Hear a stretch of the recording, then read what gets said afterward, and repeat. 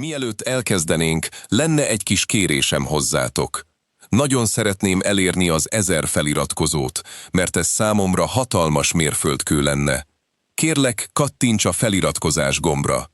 Neked ez csak egyetlen kattintás, de számomra óriási motivációt jelent, hogy továbbra is új tartalmakat készítsek nektek. Szívből köszönöm mindenkinek. Ki gondolod, hogy állsz velem szemben? Valaki, aki nem hajlandó tétlenül nézni, ahogy egy zsarnok tönkretesz egy ártatlan lányt. Kérlek, sosem akartam bajt okozni. Téged. A társadalom szellemnek bélyegzett. Egy lány, annyira jelentéktelen, hogy beleolvadt Mayfairi pompás báltermek damaszt falpapírjába. De azon az éjszakán, amikor London legkegyetlenebb debütánsa és Rotmir herceg rettegő húga közé állt, a falvirág nem csak kivirágzott. Vért fakasztott London felső társadalmának csillogó, megbocsáthatatlan kohójában 1814 tavaszán. A láthatóság áru volt. Akik birtokolták, a legfinomabb sejmekbe burkolóztak, örökösök udvaroltak nekik, és halhatatlanná váltak a Morning Post botrányos pletykalapjain. Akikből hiányzott, azokat a bálterem széleire ítélték, langyos citromvizet szürcsölve és a szezon végére várva. Clara Danvers kivételesen gazdag volt láthatatlanságában. 23 évesen, a visszahúzódó Viscount Danvers lánya szilárdan elfoglalta harmadik szezonját. Nem volt különösebben csúnya, és nem is volt feltűnően szép. Intelligens szív alakú arca, orrán halvány szeplők szóródása, és intelligens, mogyoróbarna szemei voltak, amelyek semmit sem mulasztottak el. Azonban takarékos nagynénje, Mrs. Agatha Linfield zsarnoki irányítása alatt Clara örökké fakó zöld, galambszürke és egy szerencsétlen mustársárga árnyalatokban volt öltöztetve, amelyek elrontották a bőrét. Ő volt a tökéletes falvirág, a kerület egyik állandó lakója, olyan megbízható és figyelmen kívül hagyott, mint a cserepes páfrányok.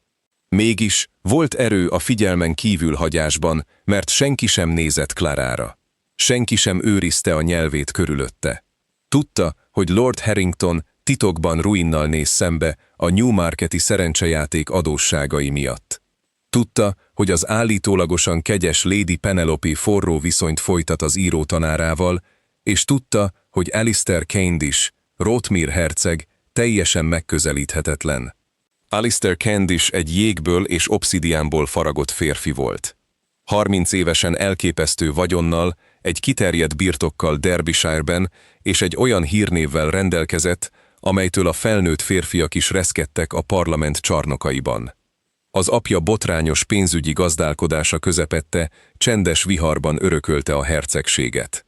Pusztán könyörtelen akaraterővel és fagyos szívvel Alistair újjáélesztette a Cavendish nevet, gondolkodás nélkül elpusztítva riválisait. A Lordok házában Lord Castlereagh-jel állt szövetségben, politikai befolyását széles kardként forgatva. Univerzálisan tisztelték, mélyen rettegett, és teljesen mentes volt a melegségről. Amikor Rotmir herceg belépett egy terembe, a hőmérséklet zuhant. Nem táncolt. Nem vett részt üres fecsegésben. A tonnák házassági piacát a klinikai távolság tartásával figyelte, mint egy tábornok, aki gyalogságot szemlél. Széles körben elfogadott volt, hogy amikor Rotmir végül hercegnőt választ, az a nemesi származás és a politikai előny hideg számítása lesz. A jelenlegi kedvenc a jégsipka elnyerésére Lady Clementine Fitzroy, egy első osztályú gyémánt, akinek szépségét csak mély arroganciája múlta felül.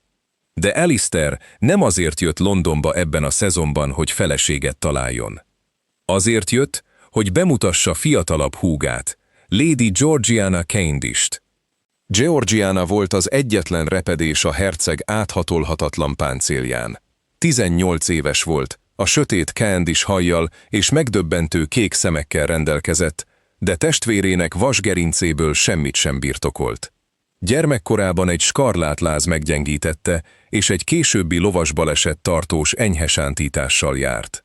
London társadalmának brutális arénájában Minden tökéletlenségtől való eltérés vér volt a vízben. Georgiana gyötrően félénk volt, rettegett a tömegtől, és kétségbeesetten vágyott arra, hogy tetszen a társadalomnak, amely már élesítette a késeit ellene. Ez volt a nagyra várt Duchess of Devonshire nyitóbálja Piccadillyben, egy kolosszális esemény, amelyen mindenki részt vett Beau Brummtól a külföldi méltóságokig. A tágas kastélyban több ezer viaszgyertya égett, a levegő sűrű volt a tört rózsák, az erős parfümök és az ambíció éles illatával.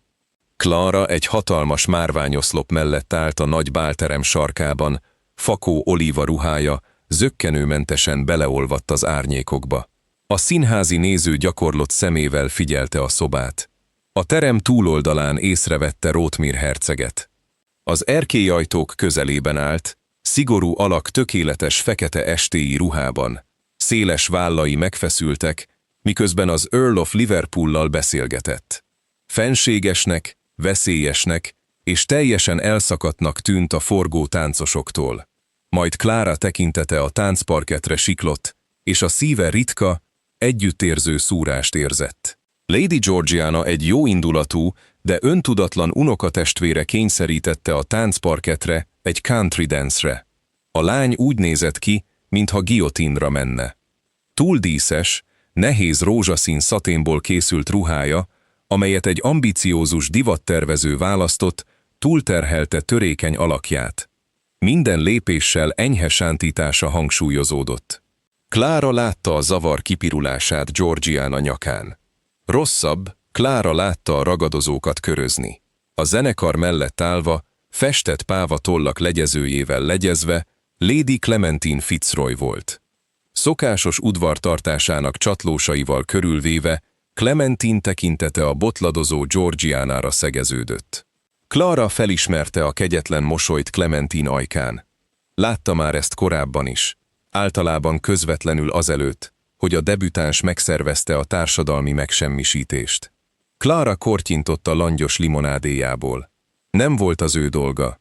A Candysek a legmagasabb rendű arisztokraták voltak.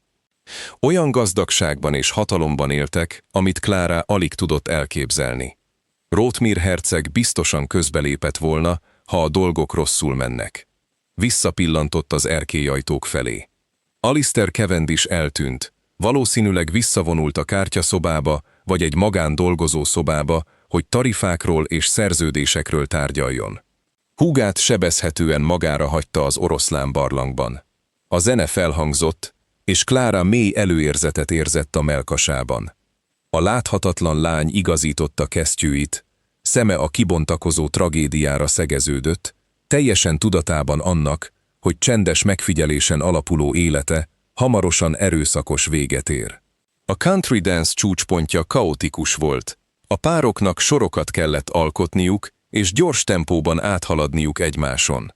Egy gyakorlott táncos számára ez a fenség lenyűgöző bemutatója volt. Lady Georgiana számára ez egy rémálom volt.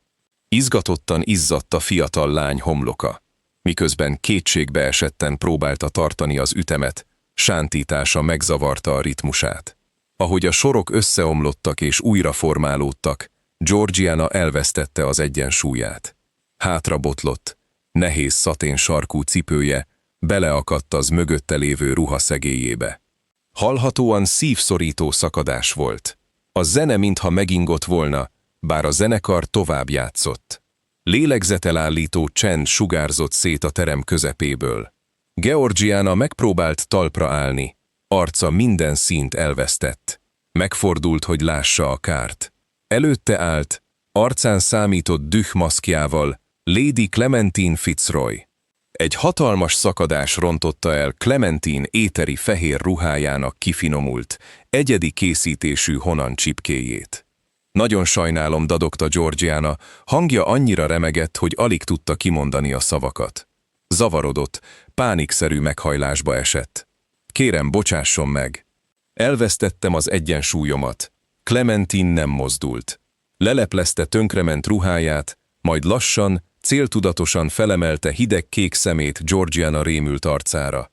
A körülöttük lévő tömeg teljesen abbahagyta a táncot, szoros, fullasztó gyűrűt alkotva a szemlélőkkel, vérre éhesen. Bocsássak meg! Clementine hangja átsuhant a csendes morajláson, édes, mint a mérgezett méz. Miért? Egy sántaló nem hibáztatható, ha elbotlik egy versenyben, amelybe soha nem kellett volna beszállnia. Kollektív sóhaj rezgett át a szemlélőkön. Több nő elrejtette a mosolyát legyezője mögé. Könnyek azonnal megjelentek Georgiana szemében, és lefolytak sápadt arcán. Visszahúzódott, kétségbeesetten nézett körbe a tömegben testvére után. De a herceg sehol sem volt. Igazán nem akartam. Természetesen nem akarta, vágta közbe Clementine, egy lépést előre téve, és Georgianát a tömeg hajthatatlan testeihez szorítva. Egyszerűen nem tartozol ide, Lady Georgiana. Kár, hogy bátyja hatalmas vagyona nem tud megvásárolni egy kis méltóságot. Vagy talán nem törődik eleget ahhoz, hogy felügyelje. Hiszen mi egy zavaró, béna kis egér egy olyan embernek, mint Rotmir herceg. Georgiana halk, megtört sóhajt hallatott, eltemetve arcát kesztyűs kezébe. Ez volt a végső megalázás, a karakterének és legmélyebb bizonytalanságainak nyilvános lemészárlása. Könyörtelen pontossággal, a márványoszlop árnyékából elmondva, Clara Danvers érzett valamit magában, ami eltört. Nem volt tudatos döntés. Clara utálta a konfrontációt. Egy évtizede tette magát kicsivé, csendessé és biztonságossá. De a kegyetlen arisztokrata zsarnok látványa, aki letép egy rettegő lányt, aki nem tudott megvédeni magát, felgyújtott egy szunnyadó, fehér forró dühet a melkasában. Látta, ahogy a tonnák korábban is tönkretesznek gyengéd lelkeket, de nem volt hajlandó nézni, ahogy ma este megtörténik. Logikus elméje megállíthatta volna, Clara elmozdult a faltól. Áttört a tömegen, fakó oliva ruhája sejmek és szatének ellen dörzsölődött. A szemlélők tiszta zavarodottságban szétváltak, azon gondolkodva, ki ez a fakó idegen, és miért szakítja meg a látványosságot. Clara közvetlenül Lady Clementine és a síró Georgiana közé lépett, hátát a síró lányra fordítva, hogy szembenézzen a zsarnokkal. Lady Clementine, mondta Clara. Hangja teljesen mentes volt a remegéstől, amit a kezében érzett. Tiszta, nyugodt volt, és veszélyes tekintélyt sugárzott. Milyen szerencsétlen, hogy a kifinomult csipkéje elszakadt. Bár sokkal kevésbé szerencsétlen, mint egy ilyen mély vulgaritás nyilvános bemutatása. Clementine pislogott, őszintén megdöbbent. Fellenézte Clarát, ajka megvetéssel görbült el az elavult divat láttán. És te pontosan ki vagy? Valaki, aki megfigyel, válaszolta Clara simán, közelebb lépve Clementinehez, behatolva a terébe. És azt figyeltem meg, hogy egy fiatal nőt szid egy ügyetlen baleset miatt. Egy baleset, hadd tegyem hozzá, ami bárkivel megtörténhetett. Egy terhelés a társadalomra, sziszegte Clementine, visszanyerve bátorságát. És te, ki vagy, aki vagy, csak zavarsz. Valóban?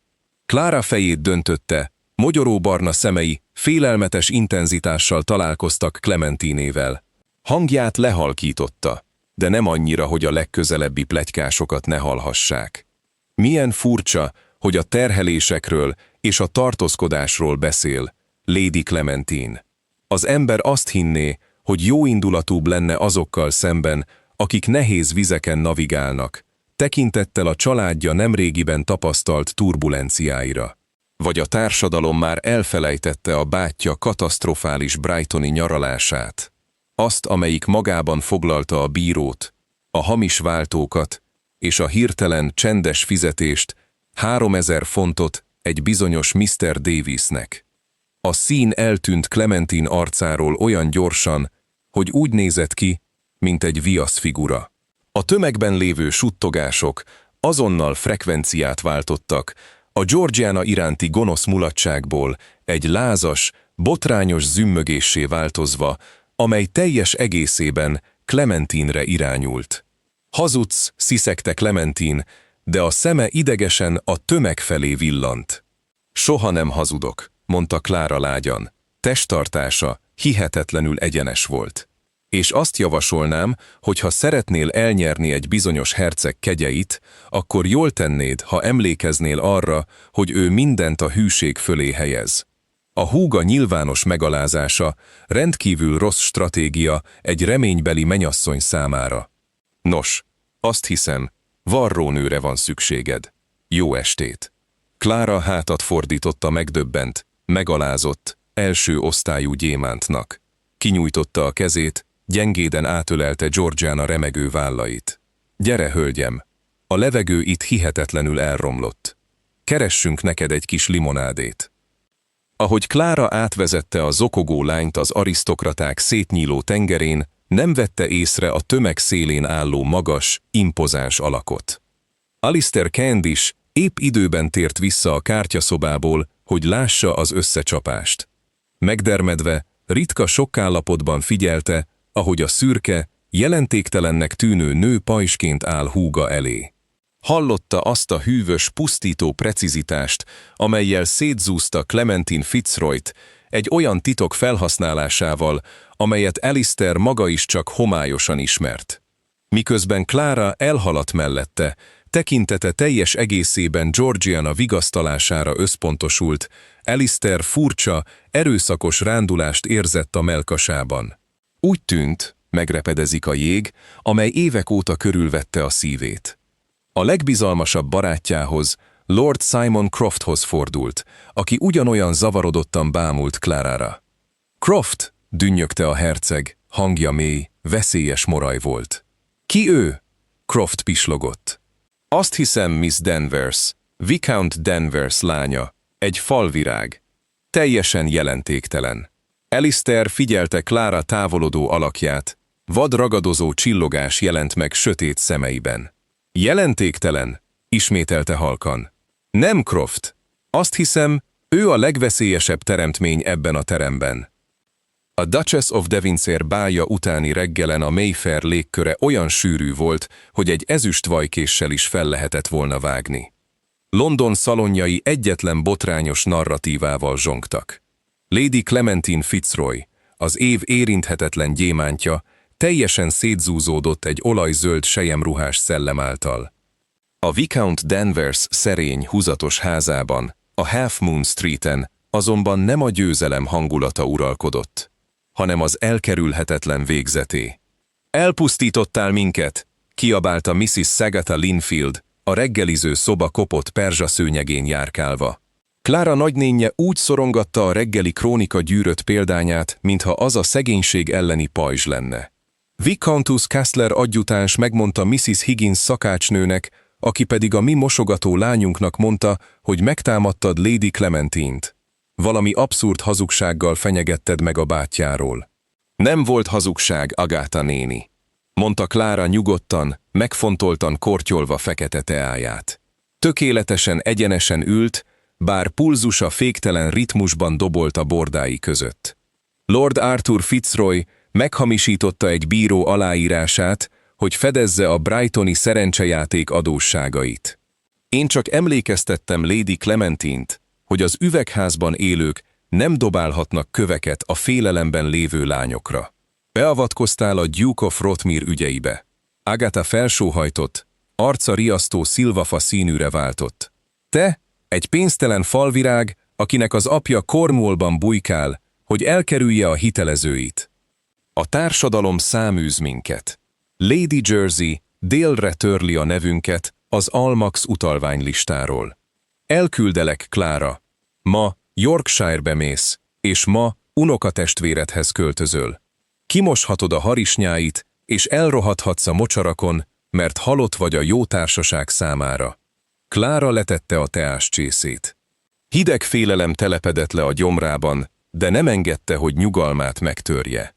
Yorkshire elszigeteltséget, szegénységet és a londoni árnyékokban töltött csendes, független élete végét jelentette. De ahogy elképzelte, Georgiana rémült, könnyes arcát az előző éjszakáról, Clara tudta, nem veszi vissza a szavait. Eközben, mérföldekkel távolabb, a St. James Streeten található White's Club pompás, férfias szentélyében Alistair Candish egy bőrfotelban ült, figyelmen kívül hagyva a prominens politikusokat, akik a figyelméért versengtek. Papíron teljesen jelentéktelen, mondta Lord Simon Croft, egy kis bőrkötésű jegyzetfüzetet lapozgatva. Croft, amellett, hogy a herceg legbizalmasabb barátja volt, a leghatékonyabb hírszerzője is volt. Clara Danvers, 23 éves. Apja Viscount Danvers, egy teljesen sikertelen nemes, aki szinte teljesen elhagyta őt egy drákói nagynéninek. Nincs hozománya, nincsenek kapcsolatai, nincsenek saját botrányai. És mégis, elmélkedett Alistair, a kandalló tűzbe bámulva. Olyan hírszerző hálózata van, amely vetekszik a belügyminisztériummal. A brightoni incidenst Fitzroy testvérével kapcsolatban maga a korona temette el, hogy elkerüljenek egy pánikot. Hogyan fedezte fel egy falvirág? A láthatatlanságával, válaszolta Croft várándítással. A szolgák beszélnek. A gondatlan urak sarkokban suttognak, azt gondolva, hogy senki, akinek jelentősége van, nem hallja őket.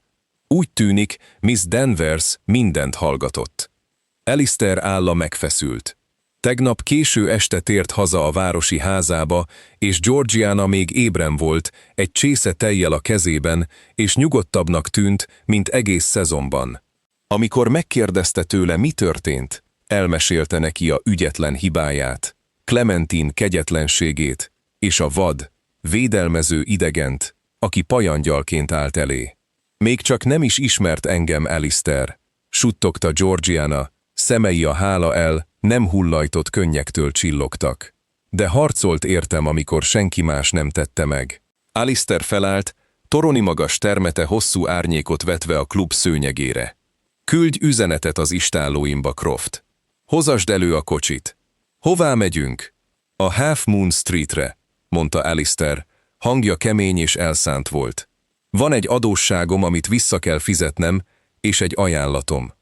Amikor a Rotmire hercegi címerét viselő nagyméretű fekete kocsi megállt a Danversék házánál, az egész utca lélegzetét visszatartotta.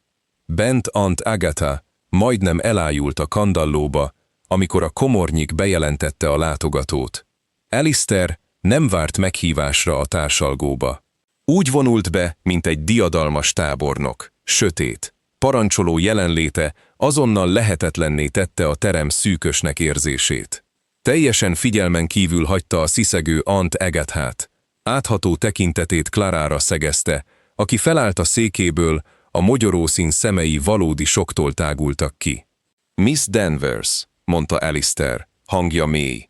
Bársonyos moraj volt, ami akaratlan borzongást küldött Clara gerincén.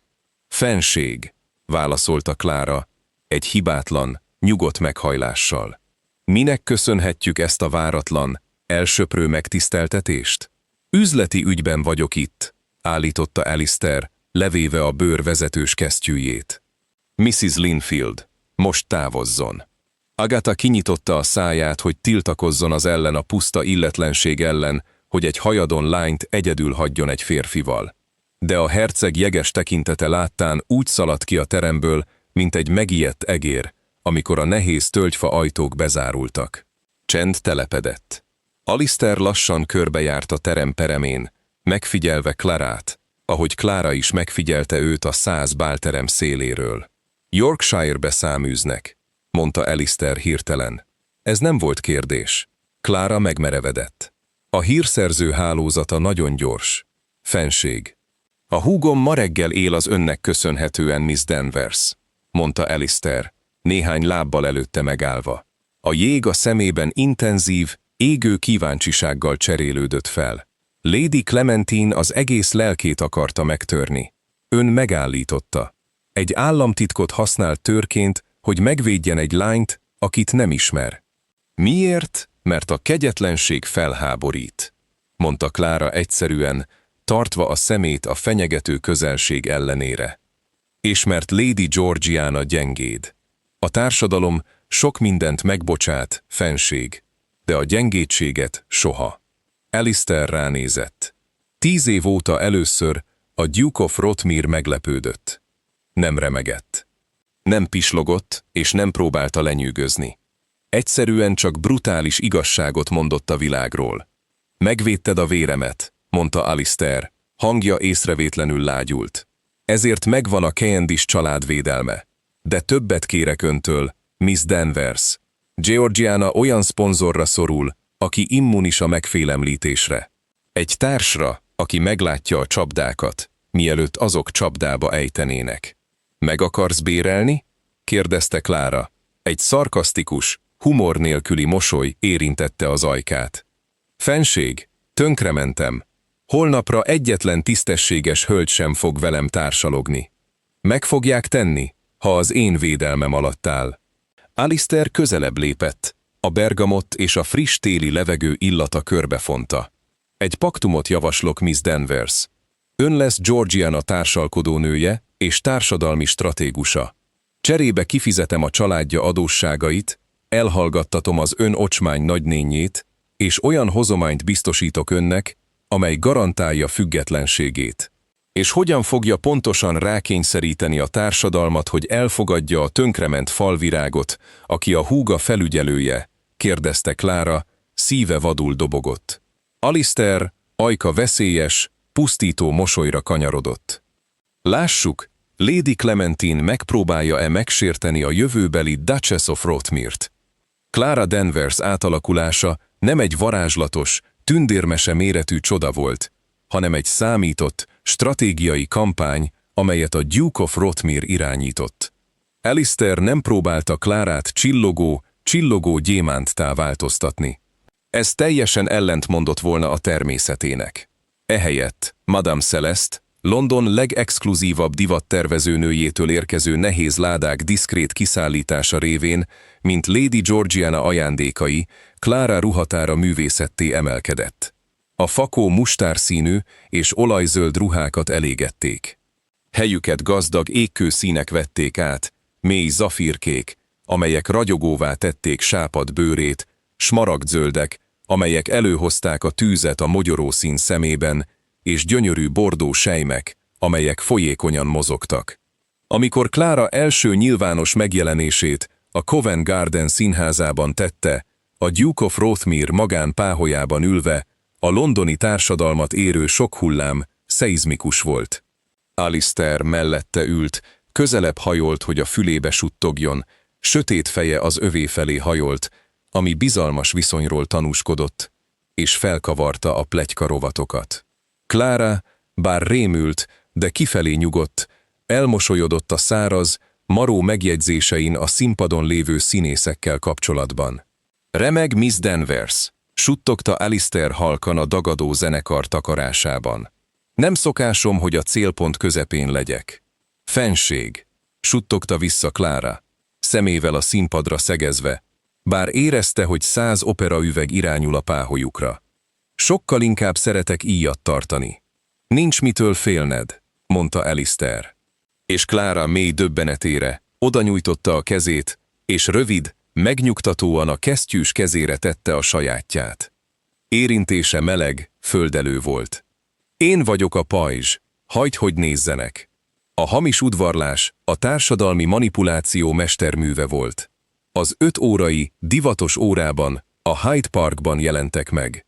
Alistair, aki híresen utálta a brit regens extravagáns eseményeit, elkísérte Clarát és Georgianát egy privát kerti partira a Carlton House-ban. Megtáncoltatta Clarát egy botrányos, intim keringőben, bizonyítva a tonnak, hogy az érinthetetlen jégherceg végre megolvadt.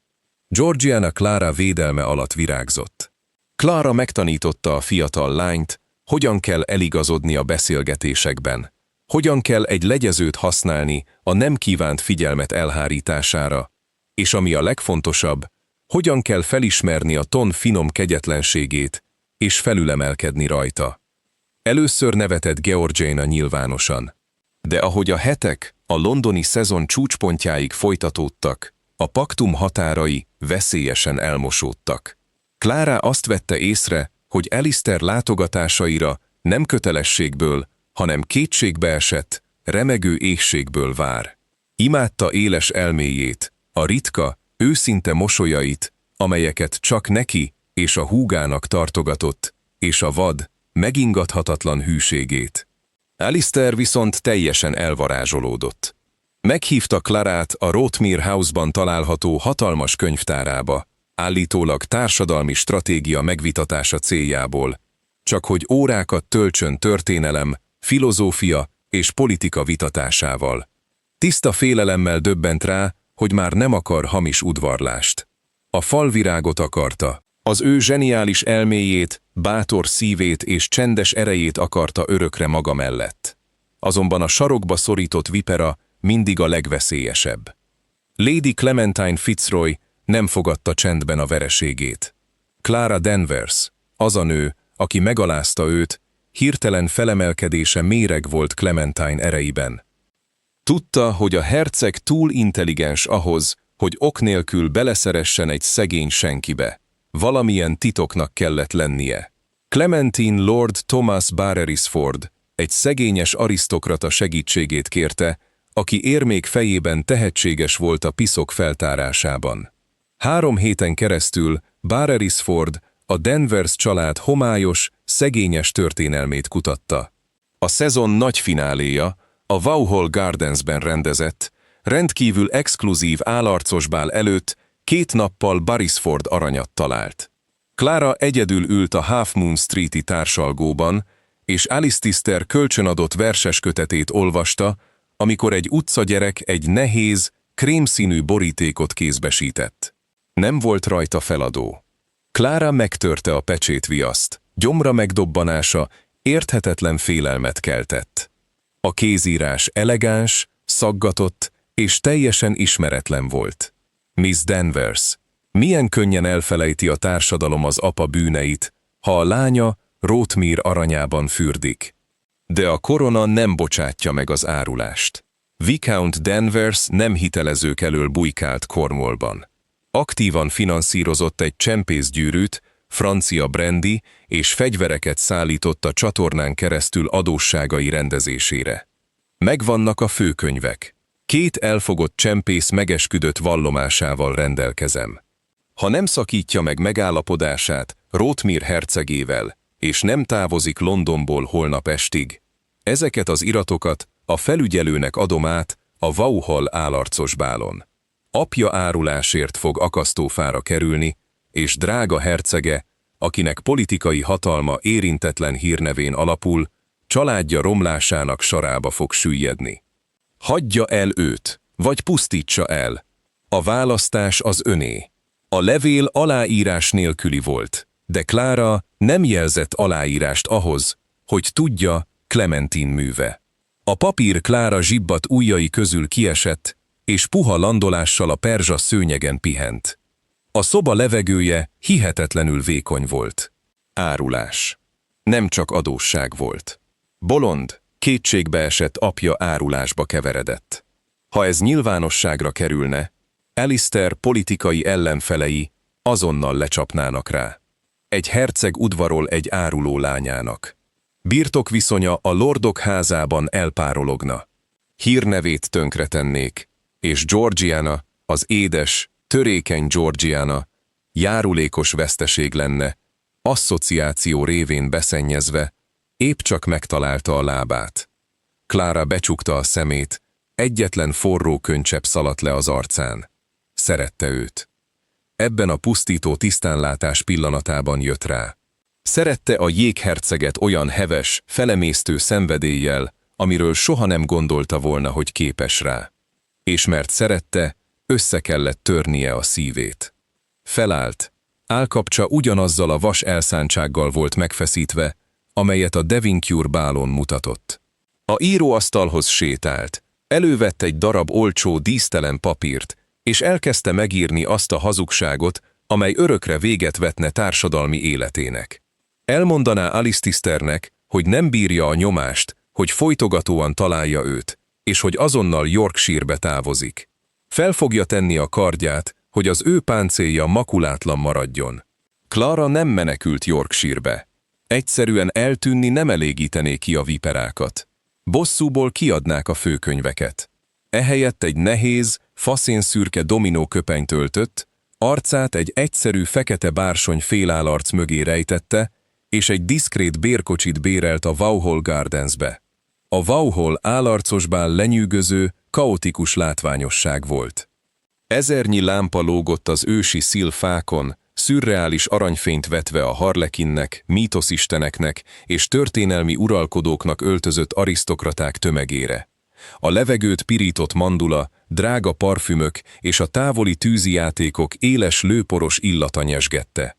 Ez az árnyékok és titkok helye volt, a botrány tökéletes vadászterülete.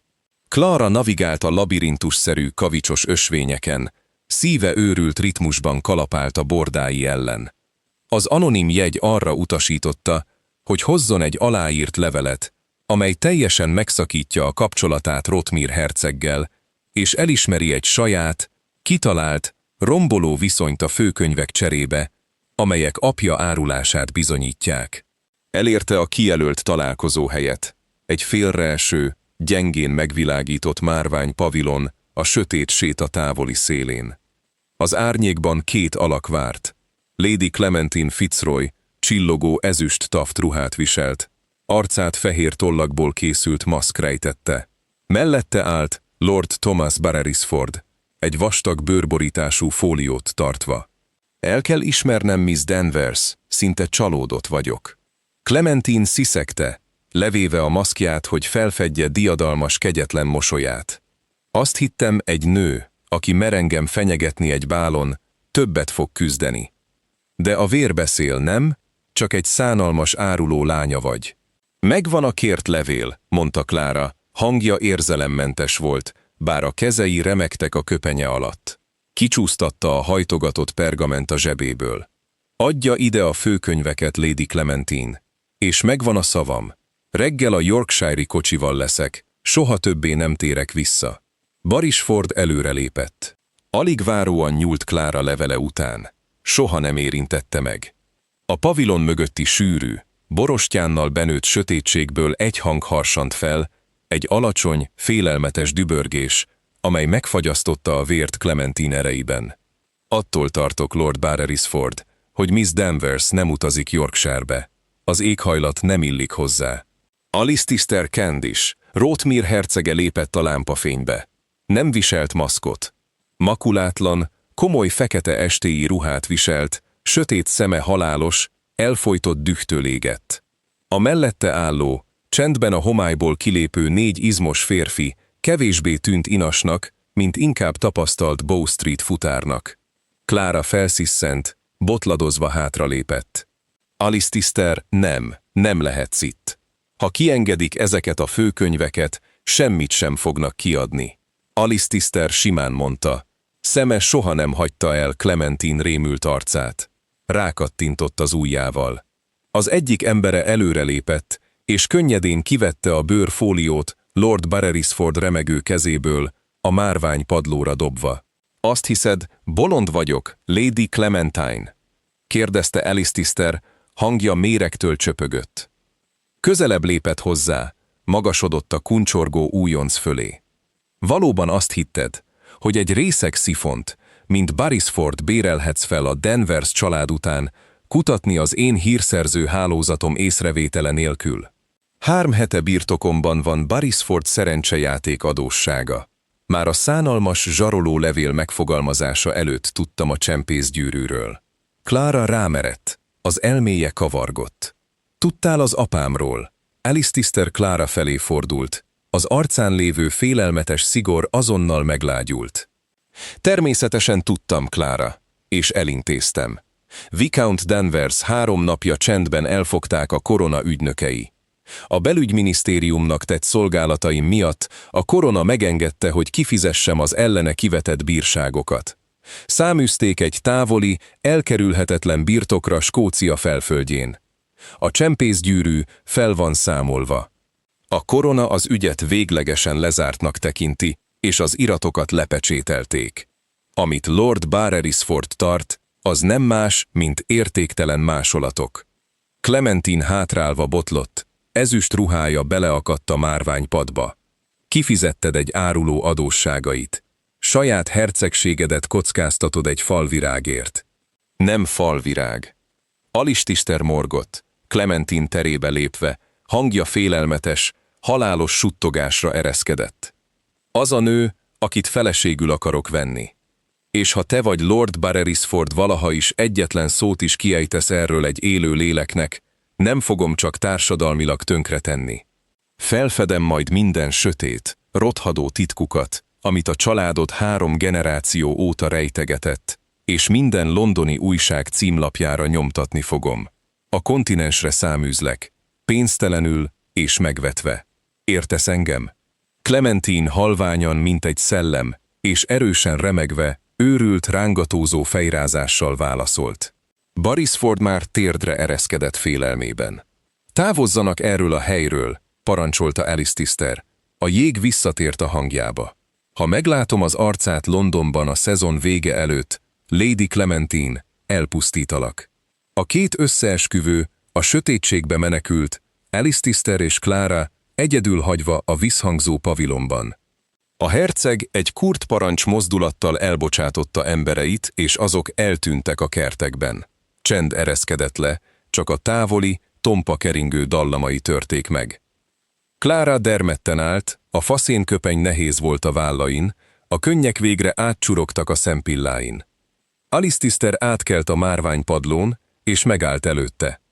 Gyengéden, tiszteletteljesen, ami Clara lélegzetét elvette, felemelte, és kicsomózta a bársony maszkot az arcáról, hagyva, hogy az leessen. El akartál hagyni, mondta, hangja nyers volt, megszabadulva szokásos arisztokratikus páncéljától. Hagytad volna, hogy azt higgyem, nem törődsz a hírnevemmel. Ön Rótmír hercege, suttogta Clara, felnézve sötét, kétségbeesett szemeibe. Az ön hatalma, az ön befolyása, hogy segítsen az olyanokon, mint Georgiana, egy érintetlen néven alapul. Nem engedhetem, hogy apám bűnei belesüljesszék önt a sárba.